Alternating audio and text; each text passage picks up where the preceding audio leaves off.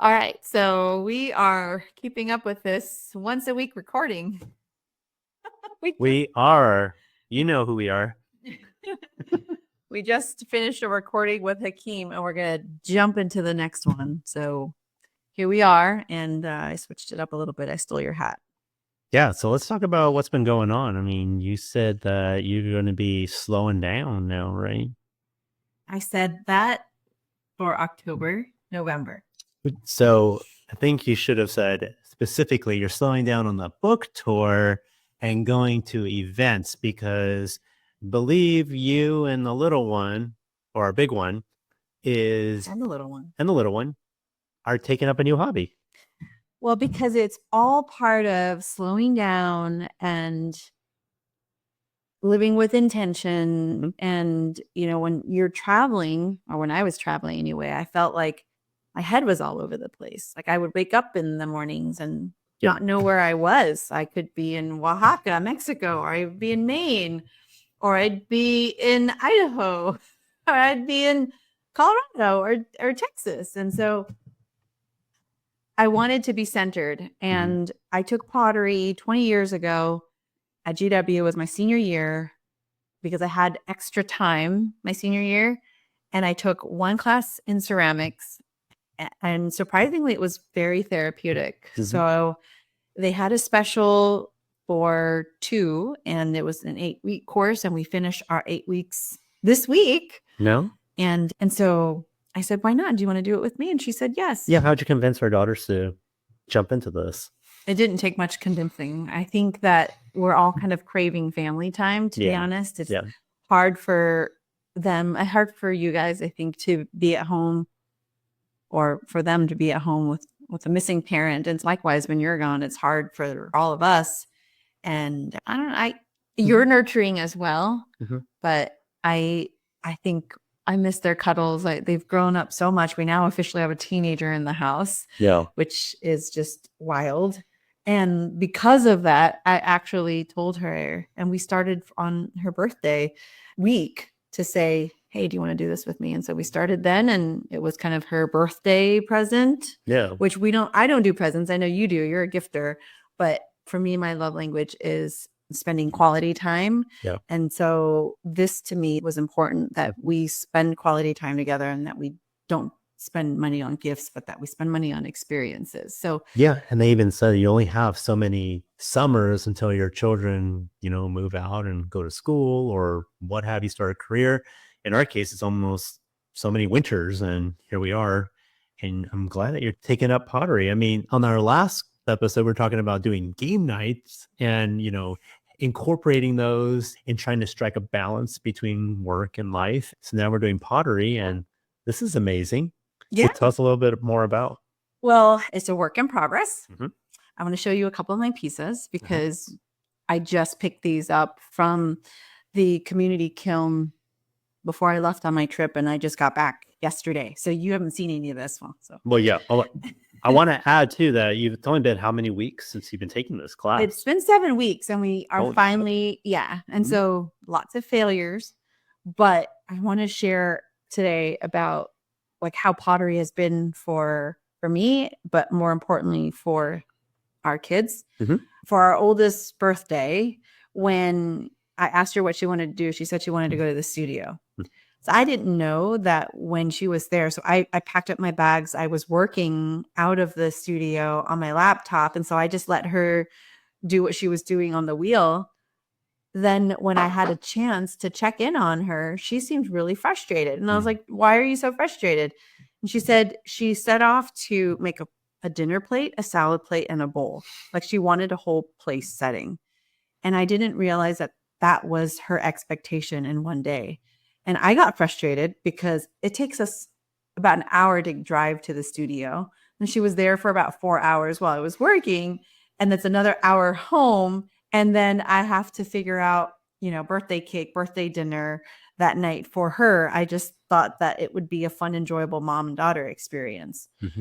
Well, this became a conversation to talk about failures because every piece that she was throwing on the wheel didn't come to fruition. She ended up scrapping all that clay.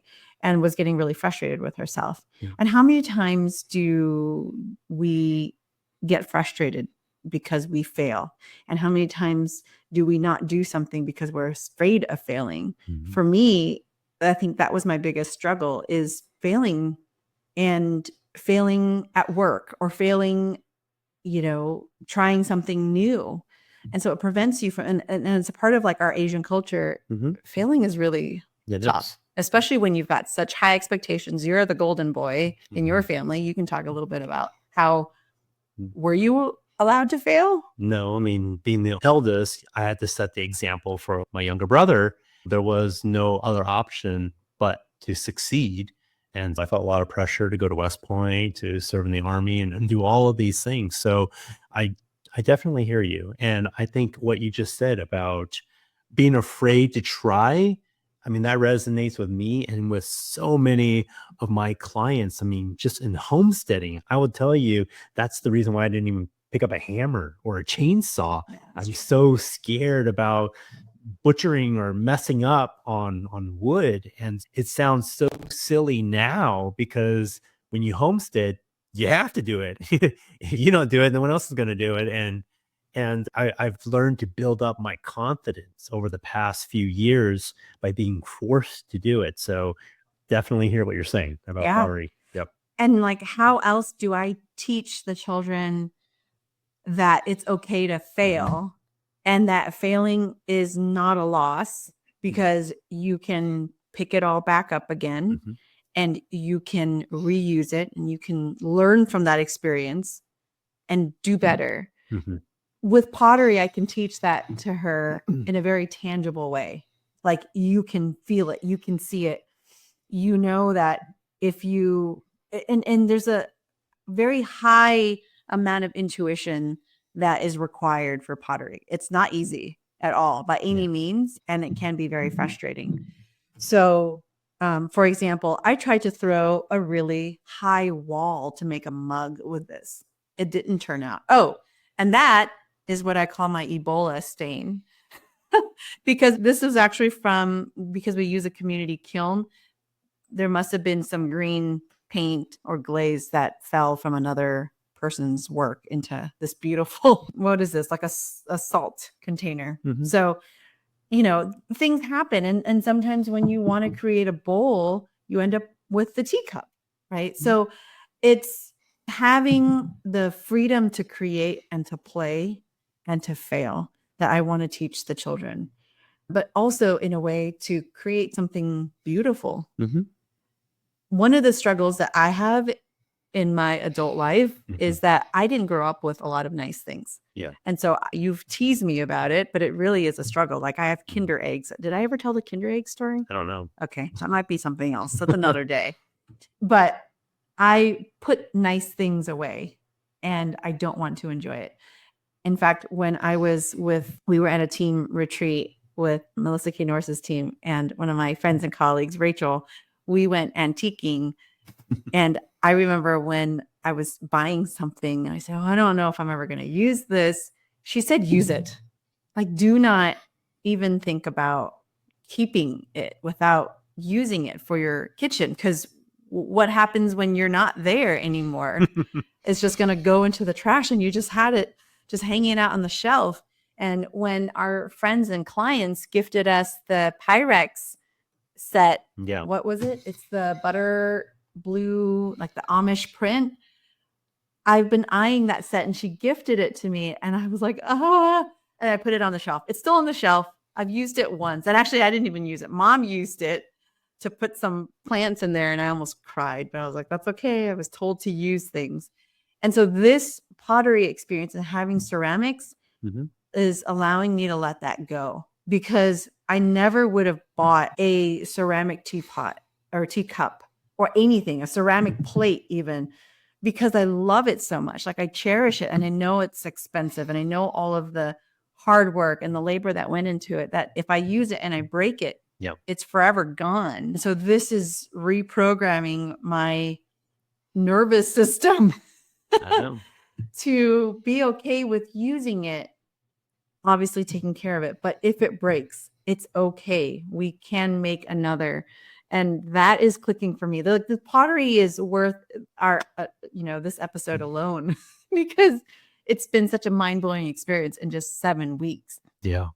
Yeah. I mean, how many of you out there have dishes that you don't want to use? Or I don't know, maybe it's an Asian thing about putting the tin foil around on the stove to protect it, or keeping the plastic wraps on things to keep things On new. the remote control. On the remote control Yeah. or the phones and things like that. It's just because we didn't grow up with much. Yeah. And so when we can afford nice things, I'll get it and then not use it. Like, what is up with that? I don't know if anybody else struggles with that, but if you do, please let me know, and let me know how you've overcome it.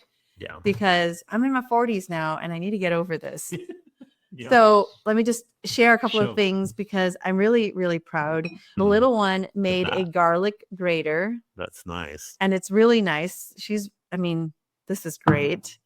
The first thing that the oldest one made, she made what was supposed to be a cup, but she ended up texturizing it. And this was as far as we got in height. And we're learning a couple of things. We're learning that things shrink. We're learning that plates are really difficult. This is my first plate, and there's a crack that came from nowhere because I thought I did everything right. And at firing, cracks will happen. Well, you can fix that though, right? We can fix it. So one of the things that has been really cool in learning through all of this is an egg plate that we created. And like I said, plates are the hardest things to throw. It's because of the weakness and the warping that happens with flat objects like plates. Mm-hmm. However, in learning about all of this is just mind-blowing to me. There's something that the Japanese call the kintsugi method, and I don't have that completed yet. I'm still working on one of the other plates that we need to fill in with gold. But with the kintsugi method, it is a philosophy of enjoying and appreciating the imperfections. And so for a plate like this, right, what we would do for the kintsugi method is to fill in all this entire area with gold as the sealant and as a glue to repurpose or to make this even better, even in our brokenness. And in realizing this, like, this is a whole nother blog post that I actually need to write about. But I just feel like plates are me. Like, we're all plates. We all have our own brokenness. We all have pieces that have been cracked in multiple different places. Mm-hmm. But when you see these pieces using the kintsugi method where they put the ceramics back together with the gold, it actually looks even more beautiful than what the original piece would have looked like. Yeah. So I'm working on that, and that just is so symbolic of, like, for me, it's so symbolic for, it's okay. All of our flaws, all of our mistakes, all of our failures, it can be restored and made better. It's going to be even more beautiful once you are healed. Yes. So I can't wait to see that. Yeah, there's so many things, like from the kintsugi method to how many times pottery is mentioned in the Bible, and how we are the clay and the potter. And I get it. Same thing with like shepherding and farming, and how I was just talking to my friend Angela, and who we sold our 4 sheep to. And she's talking about her experience now being a shepherd. She's had dairy cows, but now being a shepherd and understanding the importance of, like, how biblically, how important it is to be a good steward, a good shepherd, shepherdess, and how sheep naturally just want to fight you. They want to go away from you. They want to run in 1,000 different directions. Yes. And especially if you aren't a good shepherd or shepherdess, that's exactly what they're going to do. They need to trust you, even though you're the one that's ensuring their livelihood or you're feeding them the food. You think that they want to come to you, but they don't. And how symbolic is this entire experience, like farming? And it's just been so interesting. We also have made a ramen bowl. This is our eldest's favorite piece, and arguably one of my favorites too. The thing that we are working on with pottery is, as you know, we are working on cookbook number 2, and we already have all the recipes. So we could be really quick about putting this book out. But in this phase of life, where for me, the cookbook with Mom and the cookbook with Emily, it really isn't just a cookbook. And I know my marketing and my business brain tells me otherwise, but this is an excuse, an experience for us to cherish together. And I can do marketing campaigns in my sleep. But for something like this, where I want the children to learn tangible skills, not just to throw pottery, but to understand inherently concepts and the philosophies of the kintsugi method, or failing and being okay with failure, and that failure is not a bad thing, and that you can repurpose the clay and make something bigger and better with that same clay that you could get frustrated with. But because you learned your mistake, you can throw a vase out, you can throw something higher. I mean, those are things that I want to take the time to experience and to learn and talk them through, instead of them thinking like, oh, we have to meet a deadline. This book has to get out, whether we publish it or whether we don't, or whether we self-publish. It doesn't matter to me. The lessons of doing this together as a family, as mom and daughter, like, this is their lifetime lesson. Yeah. And from here, I know that it's so counterculture. It is, yeah. To where, you build things fast, you break things, and you move forward. But in a way, I am teaching her that by doing something that they both at this age, 9 and 13, can understand tangibly, that it will translate to them in the future and the future skills. Yeah, that's such a valuable life lesson for our girls to understand, that mistakes are okay. That coming from Silicon Valley and having parents who moved like really fast, that I can understand it's just kind of overwhelming, but we want them to understand that it's okay to make mistakes. And literally with pottery, you can redo it with the clay and make something more beautiful later on. So nothing is permanent. We're going to love them no matter what. Yeah. So I think that's a very important life lesson. Lessons that we probably should have learned at their age too. Okay. I So wish. we have to deal with. I wish you learned these lessons as a young age. In fact, it was the very opposite. It was performance.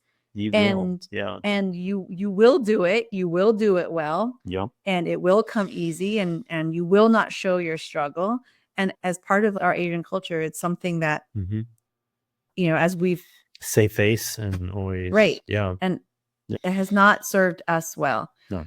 To make those mistakes, like not wanting to pick up a hammer.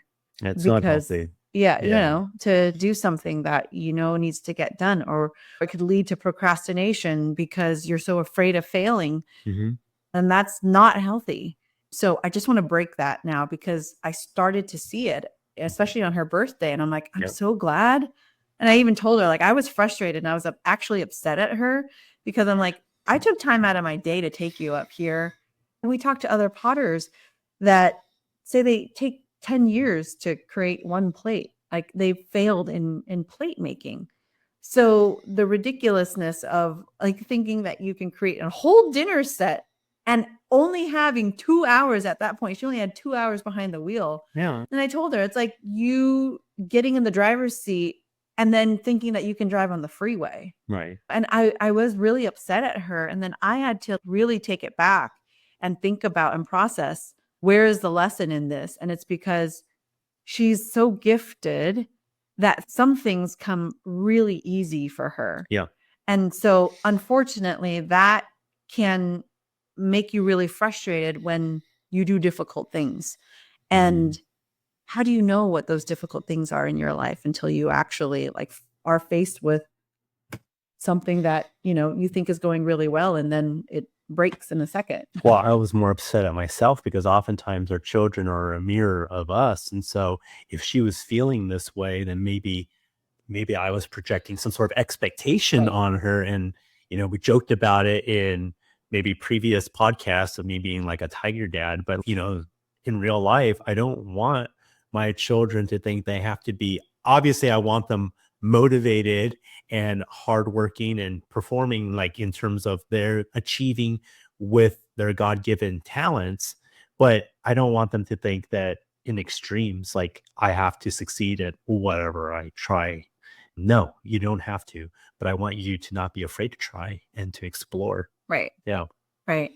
So that's been really exciting. Yeah. And these are the first pieces that we threw that we're now just getting back. So pottery is it's interesting because it's not instant gratification at all. It's actually quite the opposite. So it's delayed gratification and very much delayed. And the more delayed, the better, kind of like fermentation. Because you don't want things to dry. You don't want your pieces to dry too quickly. If they dry too quickly, they're going to be more prone to warping and drying out too soon, and you miss the trimming. So after you throw your piece, so it's like on a wheel, you then wait for it for about a week to get to a point where you trim. Now, trimming is interesting because you can turn a really ugly piece into something that you can salvage. But also, if you don't get that right and you don't center it, like the whole thing is you need to center to start. You need to center to trim. Yeah. And it's just a reminder to be centered yourself. Yeah. It's literally a physical reminder that you need to be centered yourself. And I've had bad days. And I think there were 3 weeks, the last 3 weeks, that I did not get on the wheel because I was working and I was just like, I just don't feel like it. So I'm just going to glaze. So I glazed most of these pieces because I'm like, I could do that. I could just dip. And actually, I failed on a number of those too. Like this one was glazed too thin. It was supposed to be more white. But then you see that there are some drippings over here that wasn't supposed to happen. And it's all a learning, even through this experience. How do we make it consistent? But yeah, so you just have to be patient with yourself and with the process, because then after you trim, you then go into your first bisque fire. So you fire for what seems like 48 hours, and then you go back, you glaze, which is where I'm doing dip glaze, or you can hand paint and glaze that. That's another 48 hours. I mean, this is 8 weeks later, and I'm finally getting 7 weeks later, and I'm finally getting my pieces back. So it's a game of waiting and patience. But how awesome is it to finally see your finished piece in your home, using it, and even in all of its imperfections? And this is my favorite teacup. And I didn't even throw it right. You know, there's thinning up here. We'll get better over time. And I did find a used pottery wheel, I think the second week. So I got a killer deal on it. I brought it home. Now there is a little bit of wibble wobble on it, but we'll make do. It's just like learning my mom taught me how to drive a car. She taught my sister and I how to drive on a manual stick shift before we got an automatic. So nice. And also, I don't know if it's anything that like we're going to stick with. So if it's just a hobby, let's just play and learn. And we're still working with a community kiln. So there have been some frustrations. Like I made a butter bell and it's beautiful.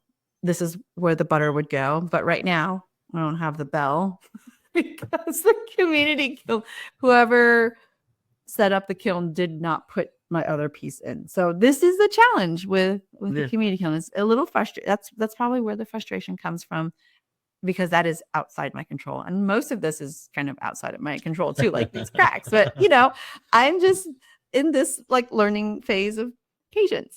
That's right. God is in control. That's right. But just pray over the pieces and pray that everything comes out perfectly. Yeah. But yeah. Yeah.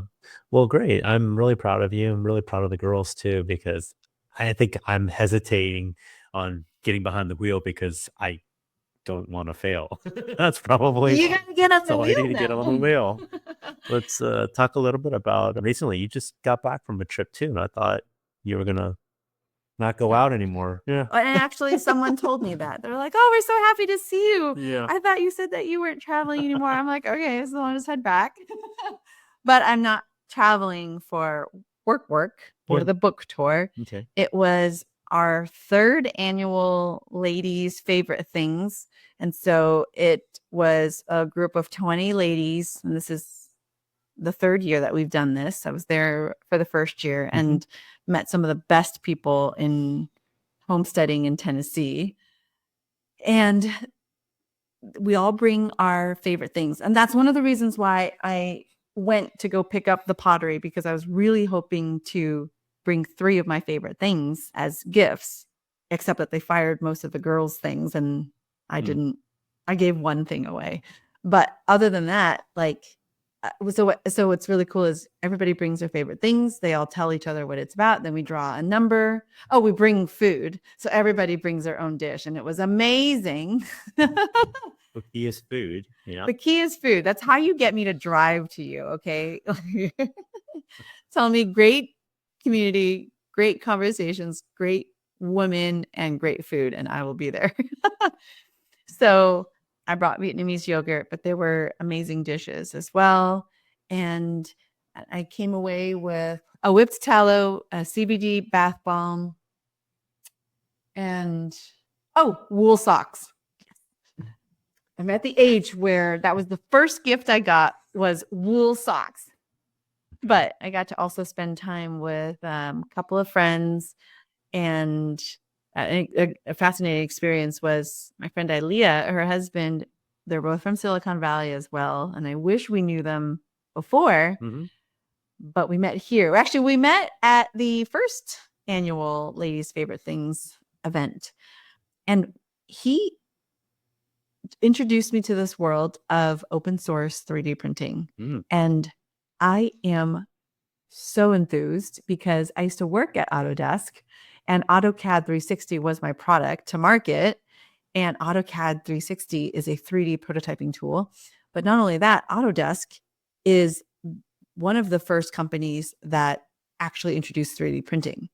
And so now, 12 years later, after leaving the company, the mere fact that we have a 3D printer available in homes now, printing product from Autodesk, and I got to play with the Tinkercad, which is a CAD software, to create a maker's mark for the girls' potteries that they're going to put at the bottom of their pieces, and also had some pottery tools. I made a pottery gauge and pottery wheel throwing thing. Like it, yes, you can buy all these things on Amazon or at the store, but as an wannabe off-grid enthusiast who's an introvert, like, why not print everything so I don't have to ever have to leave the house? Or better yet, why not print a tractor piece? Because our tractor was out for 6 months. That's pretty cool. That's really neat. Yeah. So it sounds like you want to get a 3D printer. Maybe I can't do all the things, but I'll tell you what, I mean, I also wanted to buy a guitar stand that I've been just waiting, because I want the girls to have their guitar out so they are more likely to pick it up and play instead of having it in their cases and stored away. But I didn't want to buy it. And actually, I want to get it printed.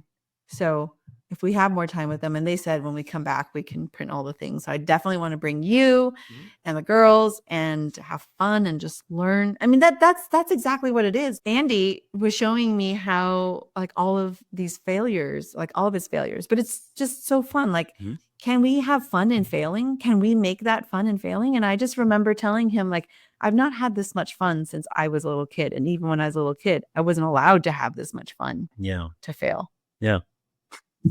I like that. That's the theme of tonight's talk. It's just finding fun and failing. And so we would love to hear from you. So whether you're listening to us on Spotify or watching us on YouTube, if you can drop us a comment and let us know what hobby or activity that you do and you have fun failing at, because it's just maybe it helps you intentionally slow down, like what pottery does for you. We would love to hear what you're doing, because we would love to maybe try it out ourselves or introduce it to our children. So thanks so much for listening in, and be sure to follow us, sprinklewithsoil.com to follow Sophie and all that she's doing with cooking and all her recipes. If you're looking to homestead, be sure to check me out at homesteadingrealtor.com, and I can answer any questions you may have on homesteading as well as getting you started on the right foot. Be sure to also check us out, like I said, on our YouTube channel. We would love to hear from you. Until then, hope you stay safe and stay happy. Stay healthy. Bye, friends.